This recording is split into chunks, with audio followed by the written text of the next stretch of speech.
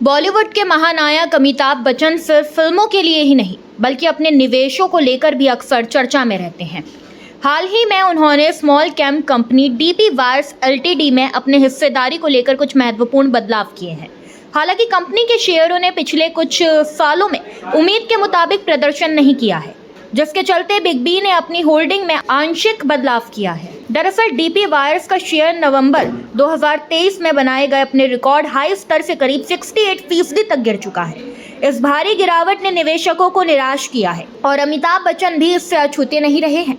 24 जून 2026 को हुए एक ब्लॉक डील ट्रांजैक्शन में अमिताभ बच्चन ने कंपनी के कुछ शेयर बेचे और साथ ही कुछ शेयरों की खरीदारी भी की।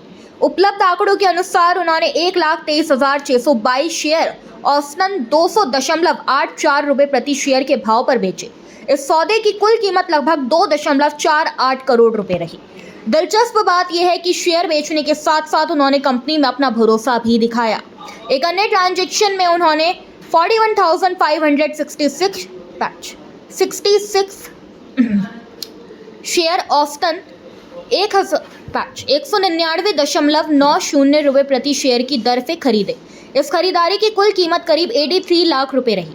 इससे साफ है कि अमिताभ बच्चन ने कंपनी से पूरी तरह बाहर निकलने का फैसला नहीं किया, बल्कि अपनी निवेश रणनीति के तहत कुछ हिस्सेदारी कम कर दी।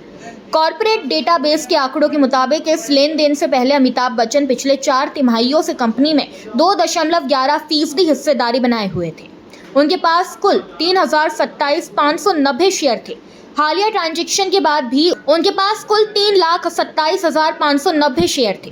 हालिया ट्रांजैक्शन के बाद भी उनके पास डीपी वायर्स के शेयर मौजूद हैं। हालांकि उनकी हिस्सेदारी पहले की तुलना में थोड़ी कम हो गई है। अगर उनके निवेश इतिहास पर नजर डालें तो मार्च 2018 के अंत में उनके पास कंपनी की 2.45% हिस्सेदारी थी, जो 3,32,800 शेयरों के बराबर थी।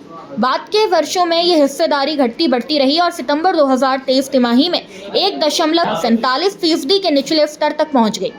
इसके बाद नवंबर 2023 में कंपनी ने 1:7 के अनुपात में बोनस शेयर जारी किए, जिससे शेयरों की संख्या में बदलाव आया। DP wires limited steel wires LRPC stand for Jio membrane sheets बनाने का काम करती है। कंपनी की शुरुआत SME प्लेटफॉर्म पर हुई और बाद में जनवरी 2020 में इसे मेन बोर्ड पर स्थानांतरित किया गया।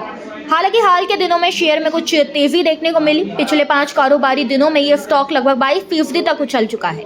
शुक्रवार को भी इसमें करीब 2.5% की बढ़त दर्ज की गई और शेयर 215.59 रुपए के स्तर पर बंद हो गया। इसके बावजूद ये नवंबर 2023 में बने अपने ऑल टाइम हाई 6,081.45 रुपए से काफी नीचे कारोबार कर रहा है। शेयर पर दबाव की सबसे बड़ी वजह कंपनी का कमजोर वित्तीय प्रदर्शन माना जा रहा है।